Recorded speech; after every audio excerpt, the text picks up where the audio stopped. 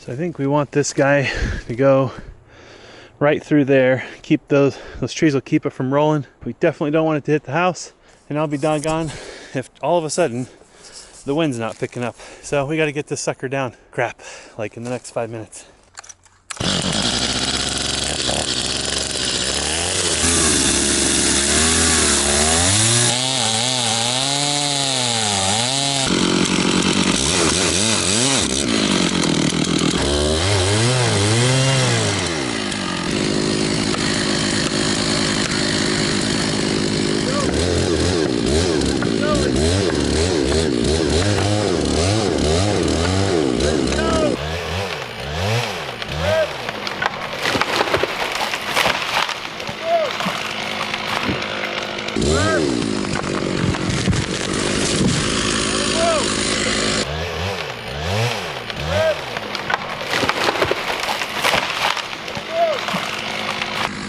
Nice work.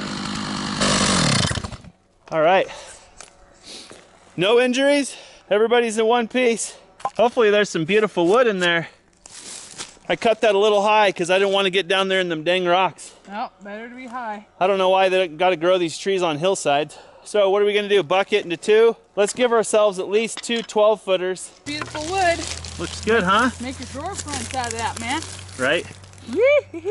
Beautiful tree.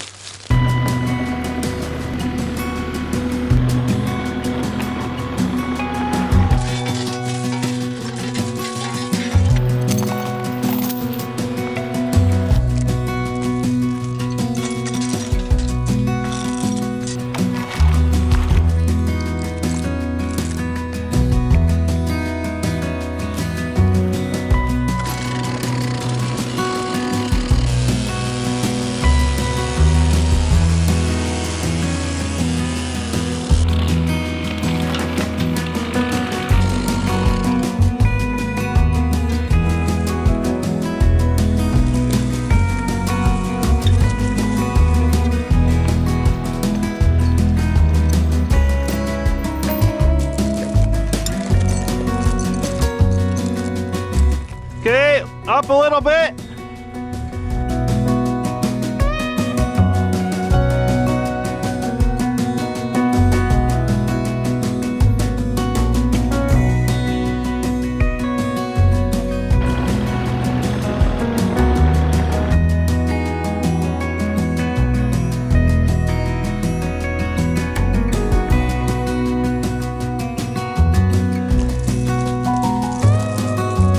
Clear.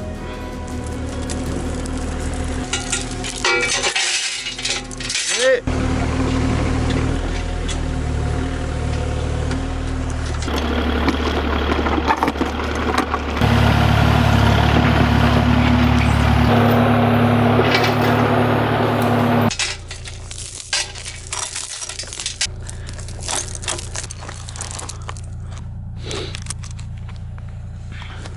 Okay. Probably just try to get it down below those stumps, huh? Beautiful.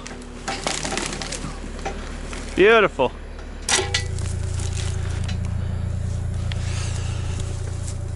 Give that a try. I'd motate your way down first, yeah, then give her hell.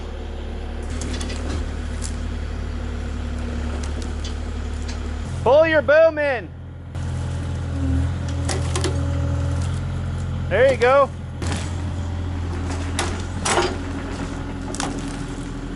Oh, stop. You're just ripping that tree out. So boom out and over here.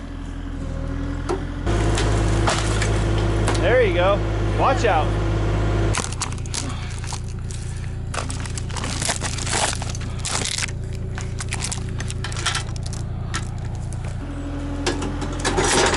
There you go. That'll do.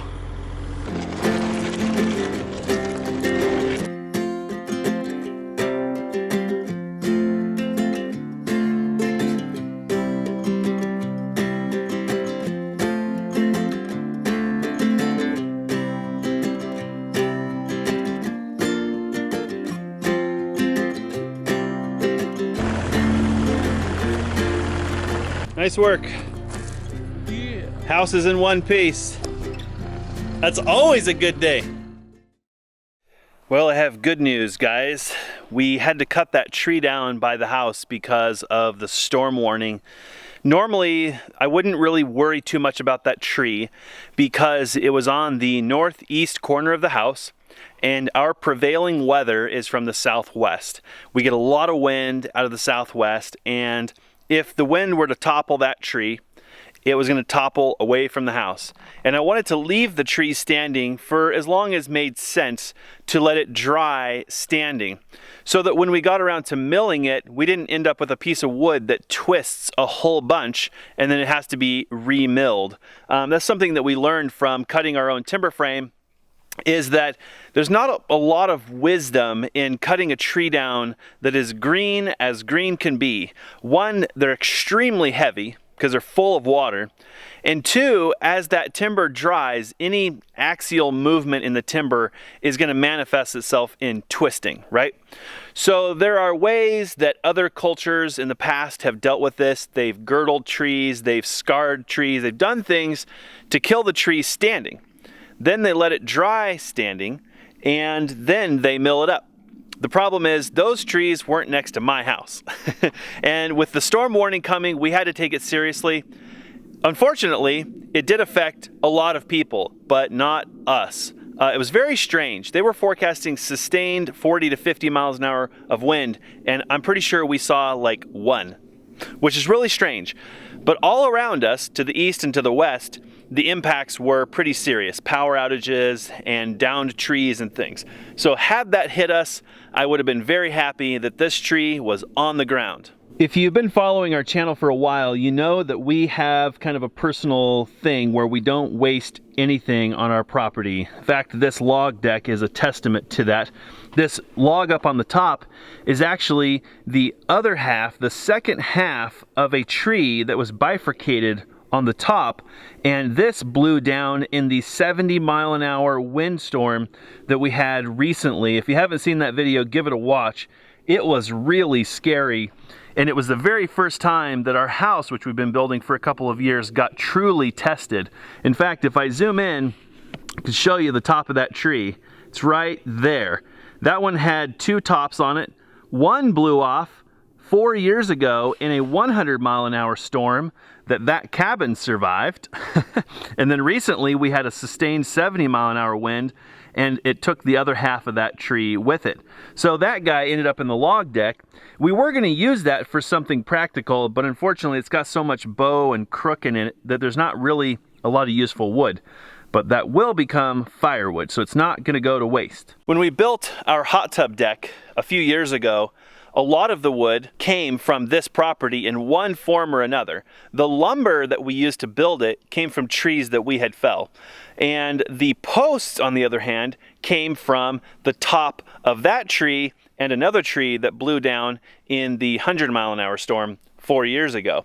So we're really good about turning stuff that's otherwise just waste material and a lot of people would pay to get rid of, we're turning it into things that are functional around the property. This tree had actually been dead for a little while. It looks like the beetles got it first, and then the woodpeckers came and they cleaned this tree off last winter. We had woodpeckers up and down this tree with a pile of bark several inches deep near the trunk.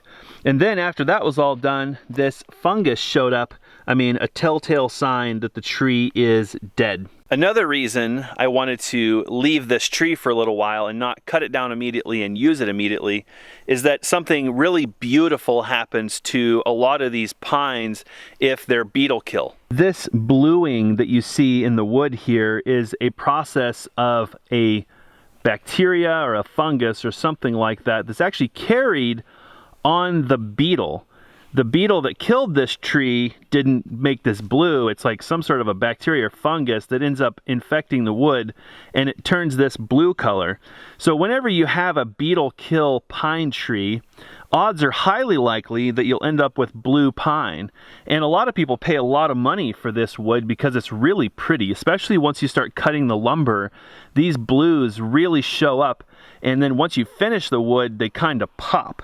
I don't think that you're always guaranteed to get blue when you have a beetle kill, but most of the time it's true. And a lot of the pine that we have cut down around here, because it died from beetles, does have the bluing in it. And that, to me, makes the wood go from just kind of whatever wood to some sort of beautiful finish type wood. It's really common for people to buy this wood in tongue and groove and to use it for cladding and things like that. It's not a very good structural wood, but it is a beautiful finish wood. It is a soft wood, so it's not really great for countertops or flooring per se. It does make more decorative wood. But I'm happy to report that when we cut the tree down, part of the reason we cut it down is we were worried that there may be some rot or decay in the trunk, posing additional risk to the house. But I'm happy to report that when we cut it down, we found out that the tree is actually super solid from the bottom all the way to the top. It's not uncommon when you cut a tree down like this on a hillside, especially, for the very weight of the tree to just snap it in multiple pieces. I mean, that's not ideal, but it does happen, especially on a dead tree. They tend to just kind of break. This tree broke, but only near the top. And so we end up pulling out the top two chunks that just snapped off. This upper piece is just going to turn into firewood. It's too small to do anything with. It's almost mostly branches. But the piece right underneath of it looks like it's probably about 8 feet long or so. And once it's limbed up, it actually will probably make good stock to hit it with the chainsaw mill, and we can make some posts out of it. That's exactly what we did on our hot tub deck.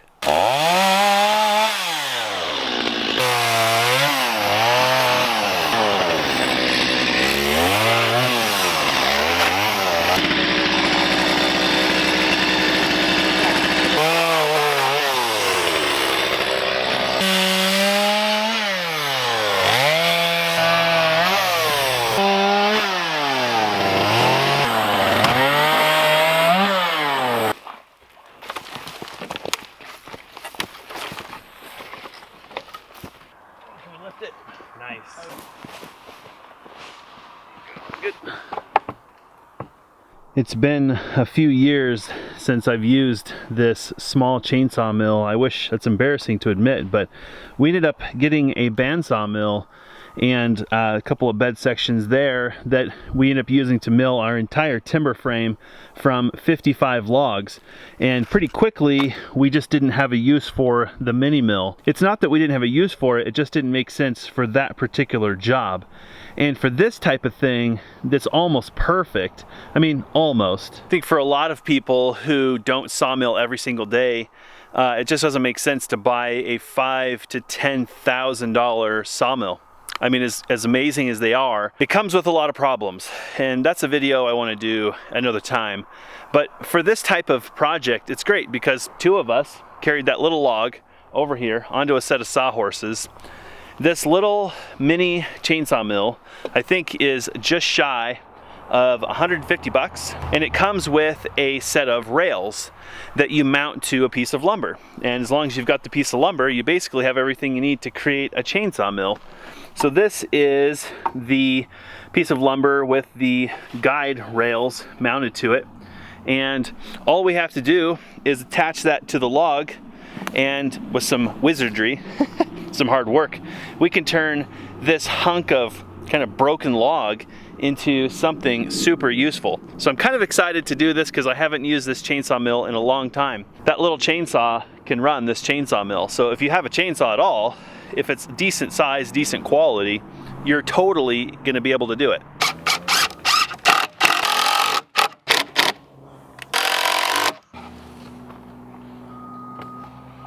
Okay, so yeah, let's nip off whatever you think needs to be taken off this end, you know, whatever's good wood, and then we'll just pull it to 9 feet and make a cut.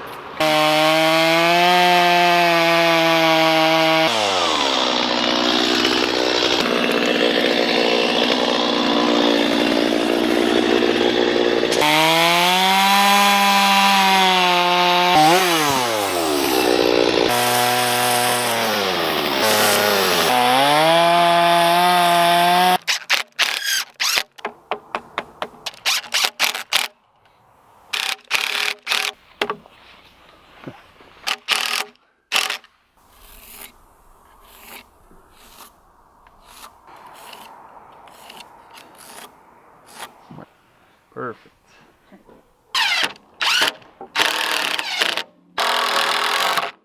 Not too shabby. Pretty dang close, actually.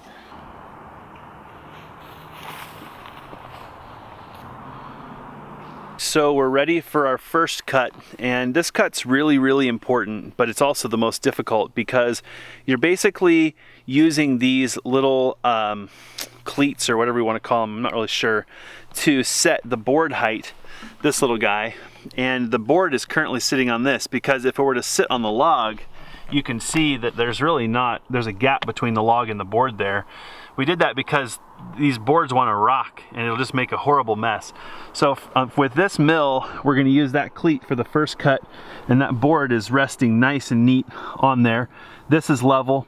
We know that that's perpendicular and we've set the depth there.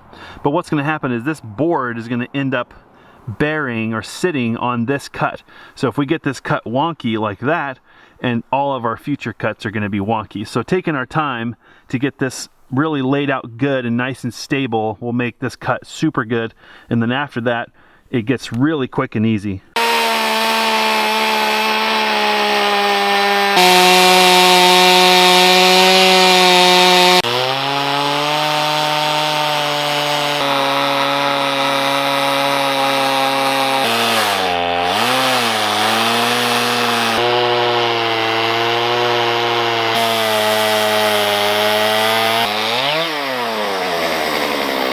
Holy cow. Whee! Look at that.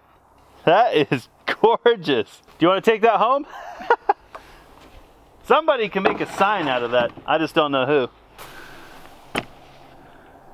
That's beautiful. Of course, it's a little rough, but that's actually nicer than the cuts that I made when I was chainsaw milling, because I didn't understand sharpening and maintaining the chain and all that stuff when I was doing it. That turned out really nice. Well, how was it? Ow. Ow? Is that a rating? Which ow? Left ow or right ow? Right. Right ow? Ow. Is that from holding the throttle? No, it's from trying to push. Oh, pushing on it, yeah. It's a weird feeling. So you've run the bandsaw mill, right? So what's the comparison here? Just their 2-second comparison. Yeah, no contest. It's a lot of work, huh? This is a lot of work. One cut. That was 8 feet or 9 feet, right? That took you all of 10 minutes. Yeah. That's a foot a minute. Where the bandsaw mill would have been through that in 30 seconds. Yeah, it's a lot of work, huh? I don't think I fully appreciated that till now. I mean, I did a lot of this stuff and I've run the bandsaw mill, and just watching you work just brought back memories. I'm like, oh yeah, the back aches and the sprains and strains. So don't be fooled, guys. This is a lot of fun, but it's a lot of work, and that's not even a big cut on a big log. It's a thin cut on a small log. All right, we ready? We're just gonna remove the guide, right? And then roll the log, and then you probably want me to take a turn, huh? Yes. Okay. We'll just set that off. We need to take those cleats off. Go. So, it's so funny cutting 3.5 inches out of this log. It looks wasteful on this side, but it's gonna be a squeeze. This is kind of sawmilling 101, is seeing the timber within the log. So 3.5 is there. So because we have a flat spot, if I make a cut here, it's going to be crazy deep. Whereas if I kind of average that, I'll get equally deep cuts on both sides instead of having this crazy wonky cut. So I think I'm going to make an imaginary cut over here. We're going to end up picking up more of the heart, but that's okay. So let's go with an imaginary cut like right there. So then 3.5 inches away, we're going to be cutting right here. So it's a little bit less out here in the deep part of the tree, something like this versus something like this. Okay, so that's pretty good there. So let's drive that screw. Okay, good, about right there.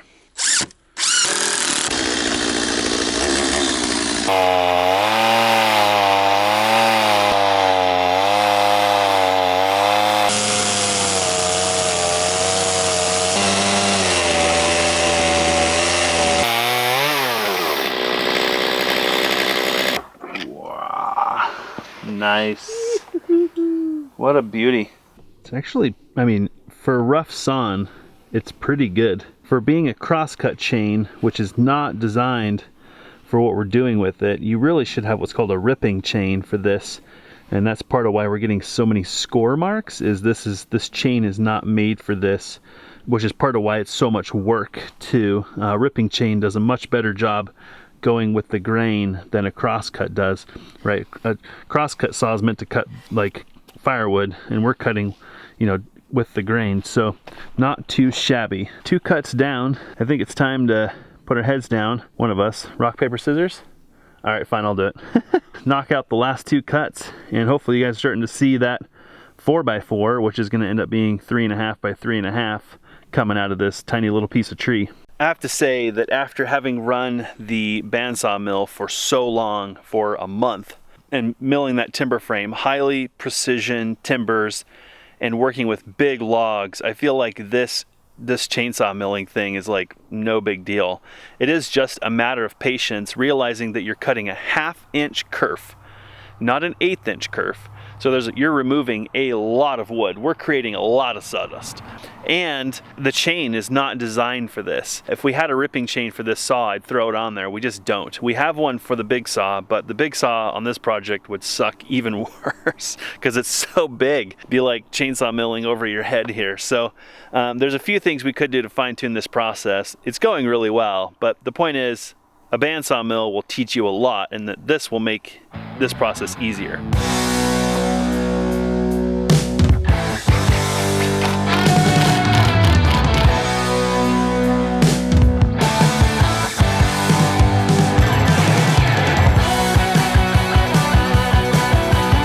You want another turn on the chainsaw mill ride? All right, Tag, you're it.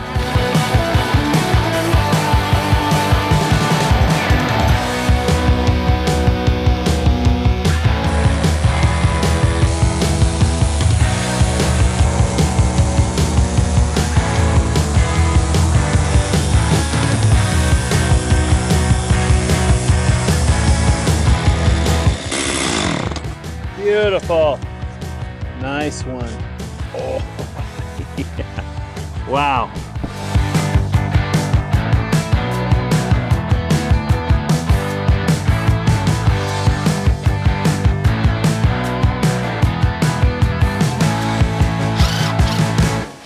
Oh yeah.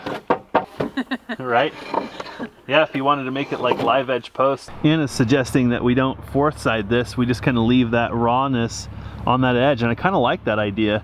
That's actually what we did on the hot tub deck. If you go up there and look at them, they're actually 3-sided like this, so that you've got a place to notch and half lap the post, but on the outside it's just totally raw, and it works because you can put your balusters between the flat sides so you can screw them and do whatever you need to do, and it kind of just looks super organic that way. Well, I think our lines tell a pretty good story, but let's just see how we did for square. It's decent. Not perfect, but I would say that's as good as any timber I've ever bought at a hardware store. That's pretty dang good, guys. Well, we've got snow in the mountains. This is a bit of a, what do we call, a first warning from Mother Nature. And it's a lot of people are like, oh, I can't believe winter's coming so soon. This is not winter. This type of weather is not uncommon for us, but this storm was pretty rare. Apparently it did snow quite a bit in some areas. There were areas that got 3 to 4 feet, but those areas are 10,000 feet in elevation, and they can get snow in July, like Glacier National Park. They call it Glacier National Park for a reason, because the snow doesn't melt. Like, it's just winter anyway. So the positive side is we're fine. We didn't have any impacts from the storm. We're kind of blessed to be blocked from the north, so a lot of this really cold, bitter wind and snow doesn't really hit us when we get these northerly storms. It's a blessing and a curse, because in the summertime we burn down because we're south facing and the sun is relentless. This was a really fun project. I'm glad we salvaged the top of this tree. I'm glad we got the sawmill out and we kind of played with it a little bit. Making this post was a lot of fun. I'm gonna build kind of a temporary set of stairs, I think, out the back, no matter what happens before winter, so that we can have easier access to the hot tub. I think we're more likely to heat it and use it if we've got easy access. We have been heating it so it doesn't freeze, but that's more like a chore, and heating it to use sounds like a lot more fun. I'm gonna link to this sawmill for you guys, and like I said, if you're looking for kind of a fun toy, or if you're just on a tight budget and you've got some wood laying around and you want to work your butt off, you can do it. There is a learning curve, and I'm just putting it out there that we made this look easy. It is after you've spent a month behind a sawmill and you kind of understand the process, but give it a look. If you've got a small saw like this, you know, I feel like we're working this saw pretty hard. Like I said before, if you can find or have made a ripping chain which is filed at 10 degrees, that's important, this process would go a lot smoother. But the bad thing about that is you're not going to be able to sharpen that chain unless you've got a 10-degree file, because most files are set for 30 degrees. So it creates all kinds of problems, but hope you guys had fun with us. I think Anna and I really enjoyed the beauty of this wood, making some good blue sawdust, and I think once we get those installed, we're going to really enjoy looking at them until we tear them apart and put a permanent deck on the house. So the question is, where do we put this? Till then, we want it protected, right? Maybe we cut it to length or put it inside? Put it inside. That's the answer.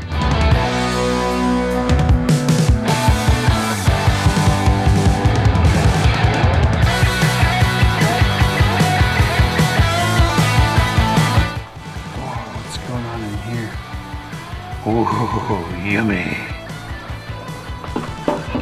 It's a tomato, corn, basil salad, but I added cucumbers because why not? Because we don't have a lot of corn. Nothing in there is from a grocery store. Wow. The cucumbers are from Anna's neighbor. Yeah. Tomatoes are from our garden, basil's from our garden. And the corn? The onions from a local farm, and the corn is from a local farm. Oh my goodness. But wait. In case you're not salivating. Farmer's Market sweet potatoes. Oof. And it's toasty in there. Farmer's Market potatoes.